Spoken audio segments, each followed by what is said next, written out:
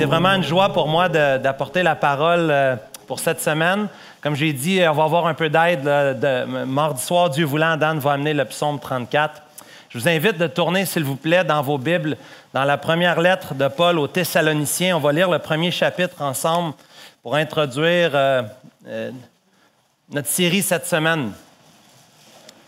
Thessalonique, c'est une église spéciale. On lit dans le livre des Actes des Apôtres que l'Église, Paul a été là 3 sabbats, 3 samedis, mais il y a quelque chose qui s'est passé là de vraiment important.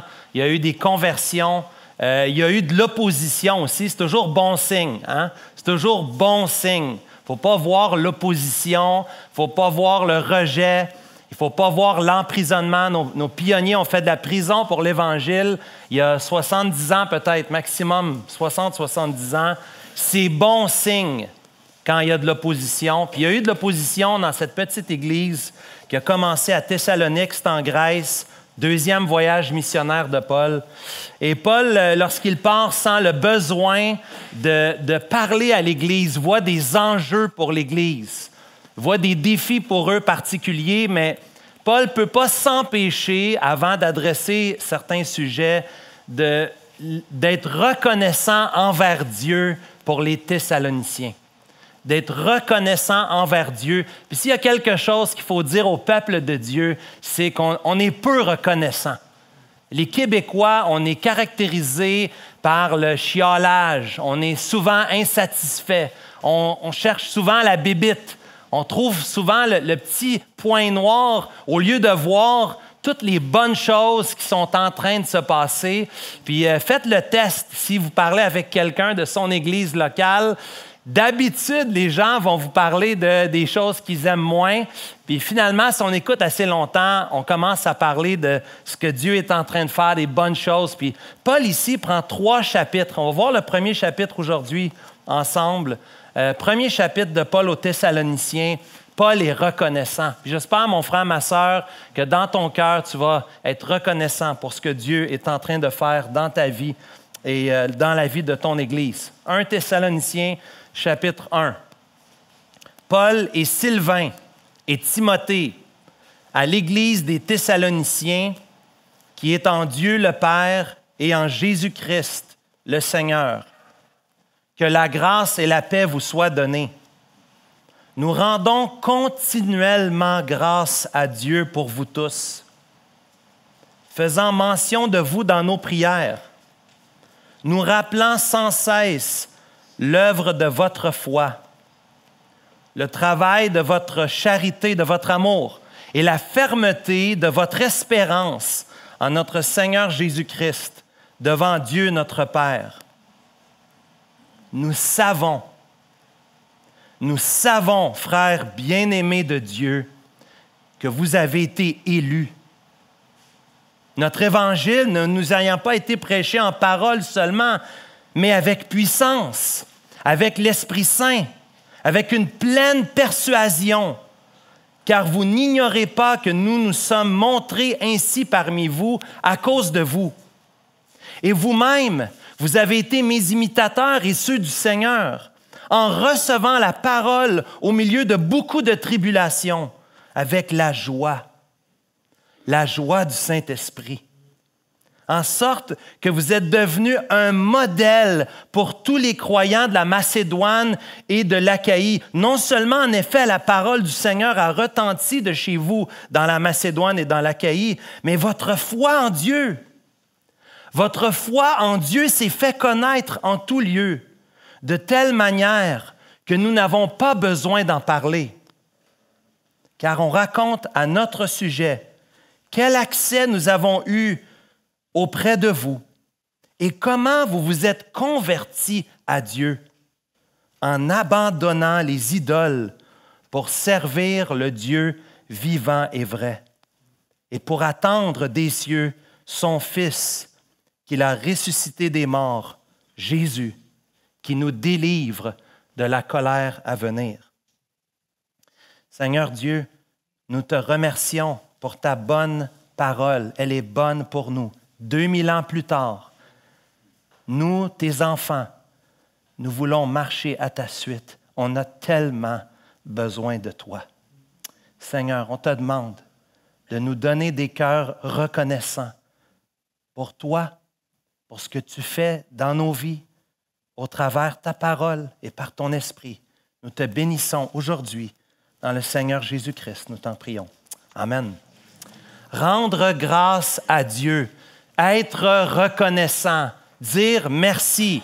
On enseigne nos enfants de faire ça. On veut leur montrer d'avoir de la reconnaissance. On leur dit de dire merci, mais au fond, on veut que ça vienne du cœur, pas seulement par obéissance parce qu'on leur dit de le faire. Et Paul ici est reconnaissant pour les Thessaloniciens. Paul voit d'abord le trio, la foi, l'amour et la charité au verset 3, mais j'aimerais qu'on s'attarde spécialement aux versets 4 à 10 ce matin. En particulier les versets 4 à 10, parce que je pense que l'idée de Paul ici, son idée, c'est de montrer aux Thessaloniciens l'œuvre de salut qu'il a accomplie chez eux, leur rappeler leur salut. C'est vrai, comme Alex a dit tout à l'heure, on a besoin de la croix tous les jours de notre vie. On vient à la croix tous les jours de notre vie, mais il faut aussi se rappeler le jour de notre salut. Il faut se rappeler d'où on vient. Il faut se rappeler ce que Dieu a fait en nous. Plusieurs chrétiens ont tendance à oublier cet aspect-là. Ils se voient aujourd'hui, regardent en arrière et pensent à d'autres personnes, puis ils ont du mépris un peu pour les autres. Comment ça qu'ils ne sont pas plus matures? Comment ça qu'ils ne sont pas plus grands dans leur marche avec le Seigneur? Comment ça qu'ils sont encore pris là? Mais c'est comme s'ils ont oublié d'où ils étaient autrefois. On oublie. Paul dit aux Éphésiens, Éphésiens chapitre 2, Paul dit aux Éphésiens, autrefois, nous vivions selon le prince de la puissance de l'air qui agit maintenant dans les fils de la rébellion. Autrefois, on était rebelles contre Dieu, mais Dieu, Éphésiens 2, 4, mais Dieu, il a changé la donne, il a changé le cours de notre histoire, il nous a sauvés et il a fait quelque chose de miraculeux. On ne cherche pas des miracles, on cherche d'abord le miracle de la conversion. C'est le plus grand miracle, c'est d'une vie transformée. Et Paul veut rappeler aux Thessaloniciens, pourquoi je suis reconnaissant envers Dieu pour vous? C'est pour votre salut, c'est pour le miracle de la conversion. Puis je pense que l'idée principale, on la voit au verset 4, il faut souligner le mot « élu » ici. Oui, je suis un calviniste convaincu, mais il me semble que c'est le premier point ici que Paul veut apporter aux Thessaloniciens. Je suis reconnaissant, je suis certain, nous savons, frères bien-aimés de Dieu, que vous avez été élus. Tout découle de l'œuvre de Dieu qu'on a chanté tout à l'heure, même avant la fondation du monde. Dieu m'avait choisi. Dieu avait, dans sa bonté, dans sa miséricorde, dans sa compassion, dans sa grâce, Dieu m'avait choisi. Dieu avait choisi les Thessaloniciens pour le salut. Et Paul est tellement reconnaissant pour l'œuvre de Dieu dans le salut des Thessaloniciens. Aujourd'hui, frères et sœurs, soyons reconnaissants pour le salut que Dieu a opéré dans notre vie. Perdez jamais ça. La reconnaissance, le choix de Dieu, l'élection de Dieu. Et c'est un terme, certaines églises, on sait que ça peut être polarisant, certains ne croient pas dans l'élection, mais il me semble que cela se trouve depuis le début jusqu'au Nouveau Testament. Dans l'Ancien Testament, j'ai choisi, j'ai aimé Jacob, j'ai haï Ésaü. C'est encore une fois une preuve de l'élection. Pourquoi Jacob? Pourquoi pas Ésaü? Est-ce que Jacob était bon, Ésaü pas bon? Si on regarde l'histoire, en fait, c'est Jacob qui était le pire des deux, mais Dieu, dans toute sa sagesse et dans tout son amour, a choisi Jacob. Même s'il était le deuxième, il l'a choisi pour être celui qui allait être à la tête des tribus. Incroyable. Dieu, dans son plan, son élection, nous savons, frères bien-aimés, que vous avez été élus. Et Paul loue Dieu pour ça. Puis il voit ici, dans les versets 5 à 10, il voit les preuves. Il y a des preuves ici, il y a des évidences du salut, des évidences d'une foi authentique, d'un salut authentique, des indicateurs dans la vie du croyant. Puis c'est bon pour nous aujourd'hui parce qu'on peut non seulement se rappeler notre passé, mais considérer notre attitude en date d'aujourd'hui par rapport à ce que Dieu nous enseigne. Regardons au verset 5. Ici, on va voir ensemble 7 évidences dans les versets 5 à 10, 7 évidences d'une foi authentique, d'un salut authentique. Et la première évidence, c'est l'effet que l'Évangile a eu chez les Thessaloniciens. Paul est reconnaissant pour le salut des Thessaloniciens, mais il est reconnaissant pour l'Évangile, la bonne nouvelle de l'Évangile, la déclaration de la bonne nouvelle qui a été faite parmi eux. Puis l'Évangile, bien sûr, comporte 2 nouvelles, une mauvaise nouvelle et une bonne nouvelle. La mauvaise nouvelle, c'est quoi la mauvaise nouvelle? On est tous pécheurs perdus. Impossible de se sauver par nous-mêmes, mais la bonne nouvelle de l'Évangile, c'est qu'en Jésus-Christ, on peut avoir le pardon de nos péchés. Et Paul est reconnaissant pour le salut des Thessaloniciens, pour l'Évangile. L'Évangile où Paul dit « c'est mon Évangile », mais Paul n'est pas en train de dire qu'il est propriétaire de l'Évangile, bien sûr, mais c'est l'Évangile de Dieu que Paul avait reçu de la part de Dieu pour amener aux non-juifs, aux gens qui sont en Grèce ici, qui reçoivent l'Évangile. Et l'idée ici, c'est que Paul, c'est le messager, celui qui déclare, qui proclame avec force. Remarque avec moi au verset 5, la prédication ici, ce n'est pas juste un enseignement, ce n'est pas juste une instruction. On voit ici l'emploi de termes forts, d'une persuasion. La prédication, c'est de convaincre l'auditoire. On veut convaincre, un peu comme si on était un avocat devant un jury. On veut montrer des arguments bibliques. C'est ça une persuasion. C'est ça une prédication persuasive. On veut que ça soit fait par l'action du Saint-Esprit. Remarquez ici qu'il y a quelque chose de spirituel dans la prédication chez les Thessaloniciens. C'est l'Esprit Saint qui a fait ça. Il y a quelque chose que ce n'est pas moi ou Timothée ou Sylvain, c'est l'Esprit Saint qui est venu à ce moment-là toucher le cœur des Thessaloniciens. L'Esprit Saint est venu mettre son sceau.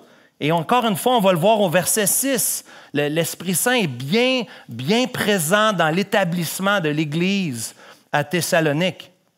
Pas seulement en parole, mais bien sûr, les paroles sont nécessaires. Il y en a qui, Saint François d'Assise a dit que prêche la parole en tout temps, utilise des mots si nécessaires. Peut-être que vous avez déjà entendu cette phrase-là. C'est une hérésie, c'est pas vrai. C'est pas vrai. Tu ne peux pas servir un bol de soupe. Servir un bol de soupe, ce n'est pas prêcher l'Évangile. Peut-être que ça va te donner une occasion de prêcher l'Évangile. C'est bien de faire des œuvres de bienfaisance, de prendre soin du pauvre, de l'indigent, de celui qui est dans le besoin, de la veuve, de l'orphelin. Notre Dieu, c'est le Dieu de la veuve et de l'orphelin. Mais pour prêcher l'Évangile, ce n'est pas seulement de servir ou de prendre soin, c'est plus encore, il faut amener le message de la bonne nouvelle et bien sûr de la mauvaise nouvelle. Il faut présenter tout l'Évangile, bonne et mauvaise nouvelle, péché mais aussi rédemption en Jésus-Christ.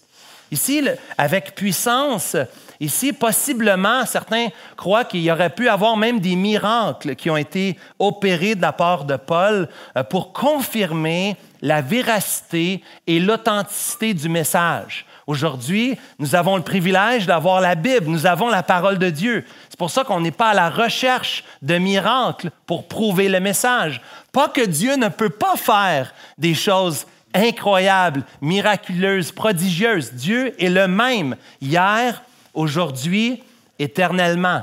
Mais aujourd'hui, nous avons ce que les chrétiens du premier siècle n'avaient pas.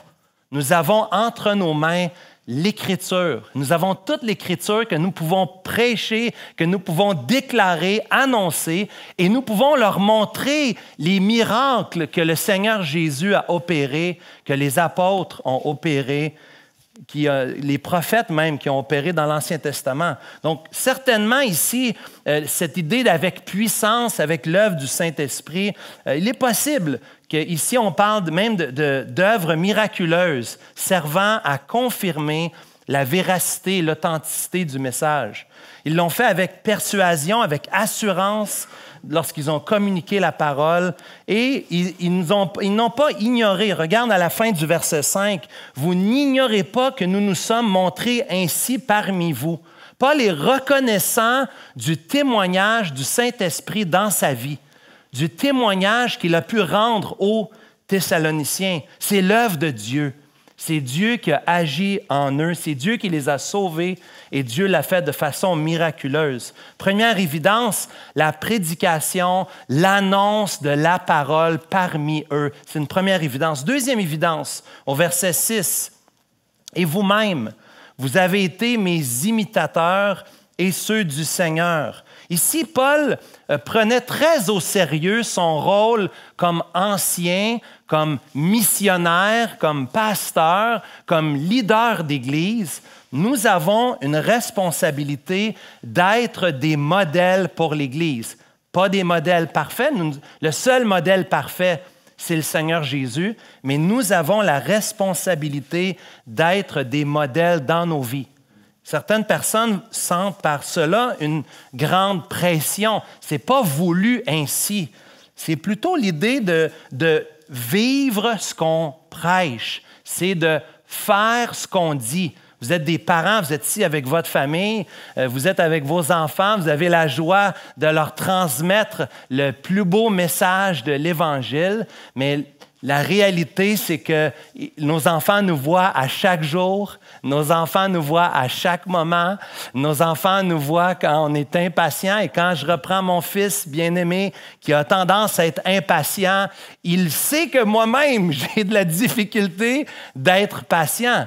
Donc, l'idée du modèle ici, c'est au moins si je vois que c'est un combat dans ma vie, bien, je lui partage. Je lui dis à mon fils, écoute, papa aussi, il doit apprendre à travailler, à être de plus en plus patient, bien sûr. L'idée, c'est d'être un modèle. Jésus ne te demandera jamais de faire quelque chose qu'il n'a pas fait lui-même.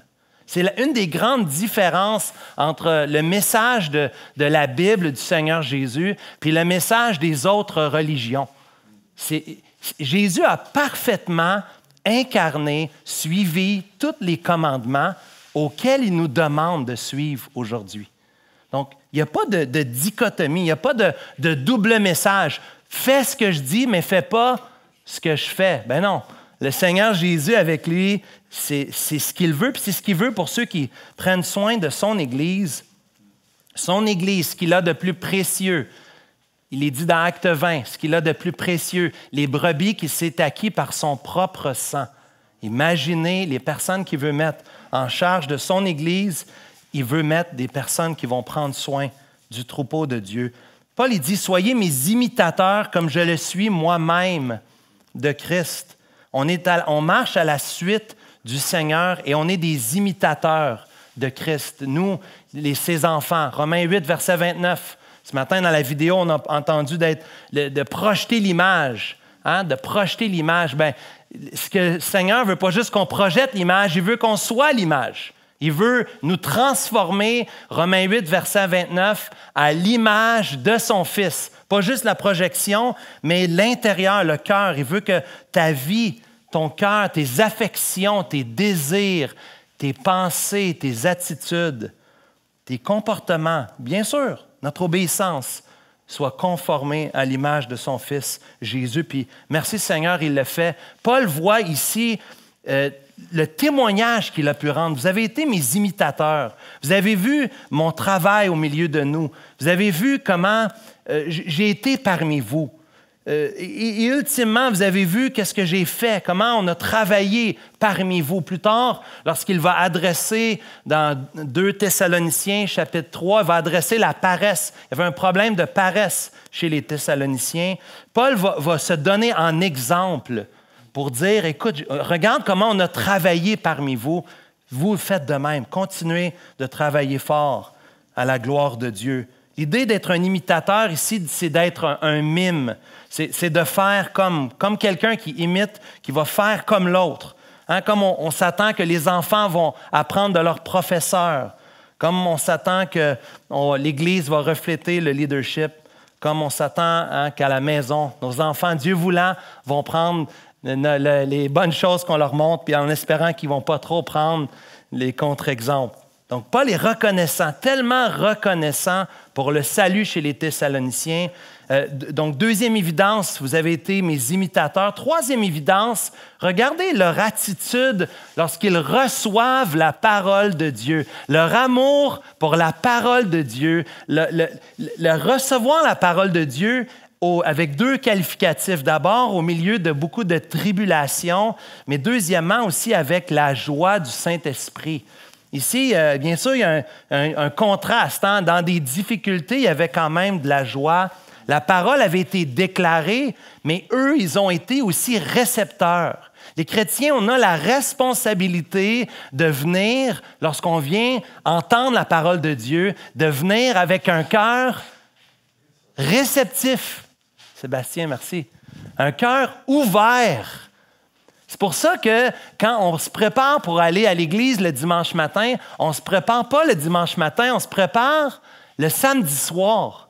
C'est le samedi soir qu'on commence à préparer pas juste notre sac, nos souliers, nos bébelles, nos Bibles, mais notre cœur surtout. Seigneur, je veux recevoir de toi. Je veux entendre de toi aujourd'hui.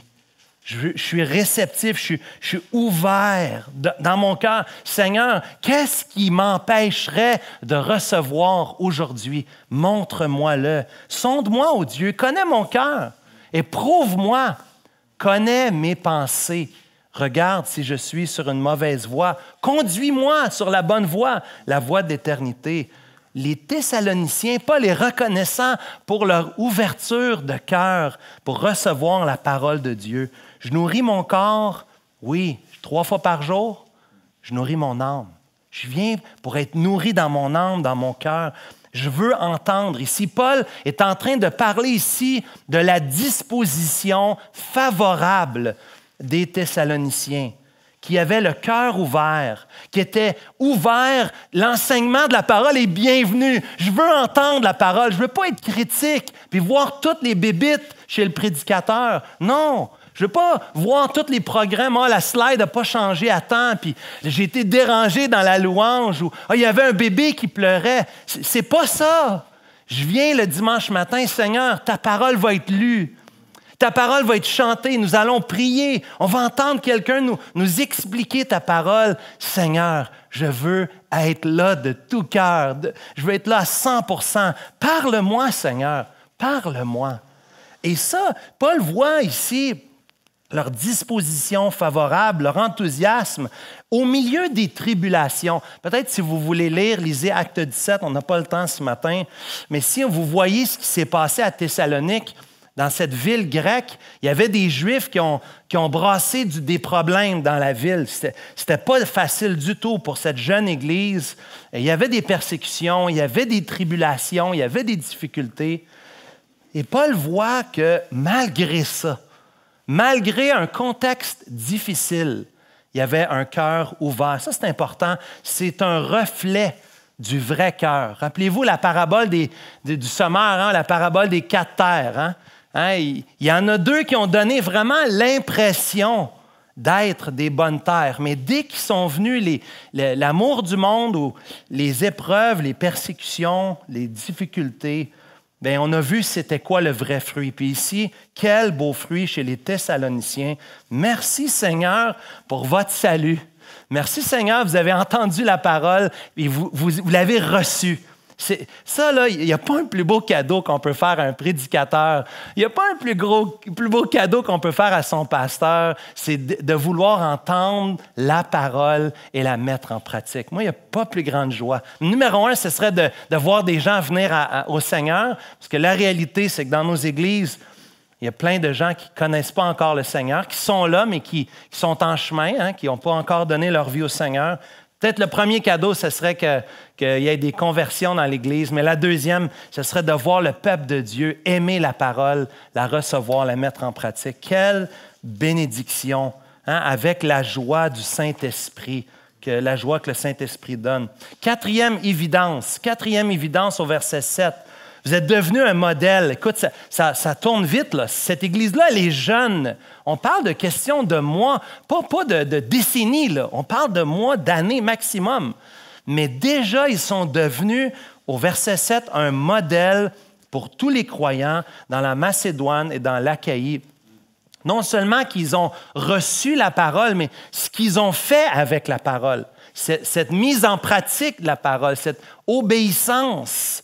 Il y a une progression ici. Vous remarquez, dans le passage, il y a une progression dans le passage. Non seulement qu'ils ont été les imitateurs de Paul, mais maintenant, ils sont devenus des modèles à imiter eux-mêmes. Tu sais, on ne veut pas bourrer le crâne. Des fois, j'entends des gens qui ils nous parlent, ils disent, bien, il y a un tel, lui, enseigne, puis l'autre, il prêche. Comme si le prof d'école du dimanche, son but, c'est de bourrer le crâne des étudiants, des élèves dans la classe d'école du dimanche. Comme si l'enseignant, lui donne de l'information, mais il ne veut pas toucher le cœur, la vie.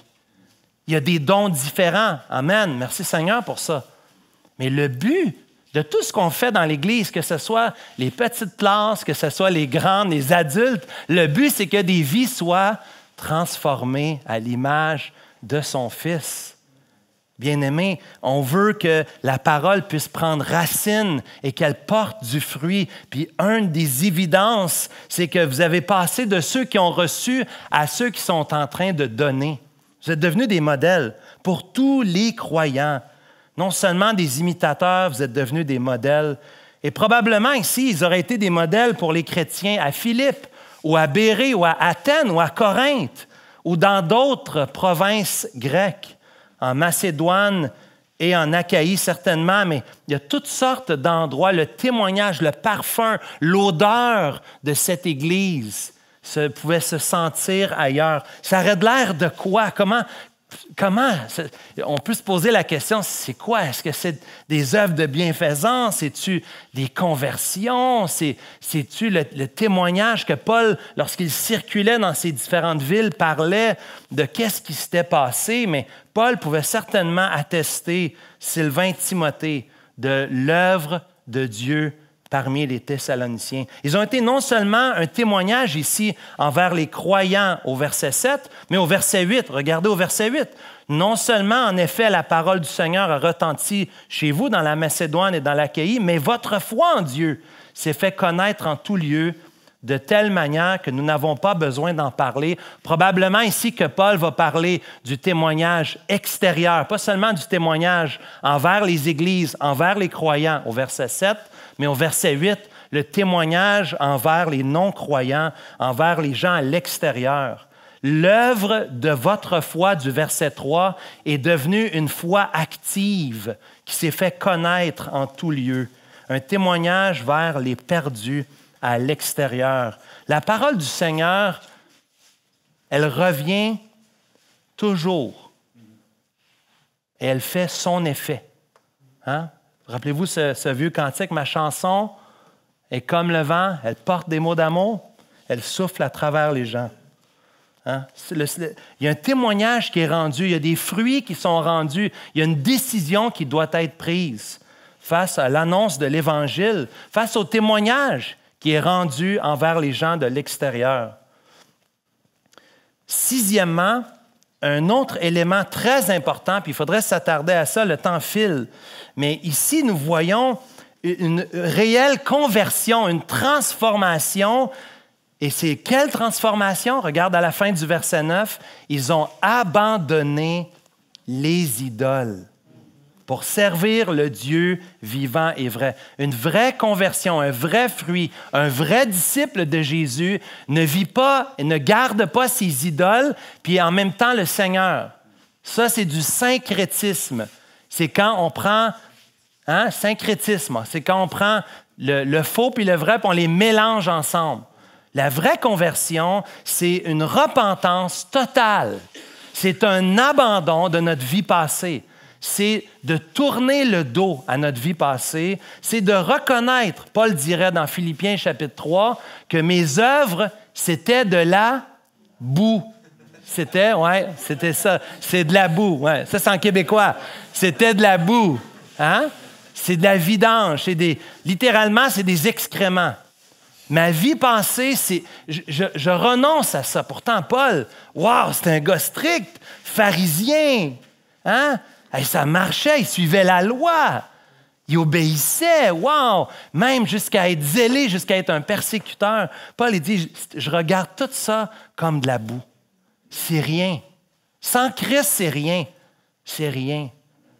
D'autres, parmi nous, ont d'autres idoles, peut-être, d'autres aspirations. Peut-être qu'il y avait d'autres éléments de votre vie passée.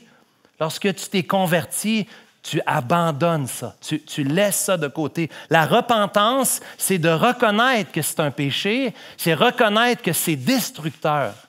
C'est reconnaître qu'en Jésus seul, c'est mon espoir.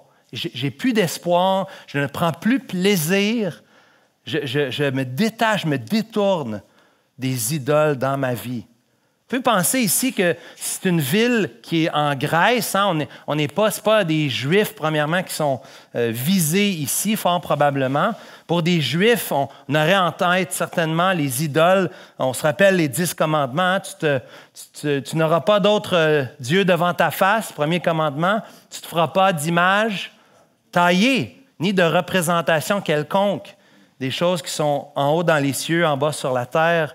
Et tu ne te prosterneras pas devant elles, tu ne les serviras pas, car moi, l'Éternel, je suis un Dieu jaloux. Pour le Juif, certainement, lorsqu'on parle d'idole, on parle de ça, mais pour le païen, l'idole, ce n'est pas nécessairement une image de Dieu qui s'est faite, mais c'est quelque chose qui prend ses aspirations, ses affections.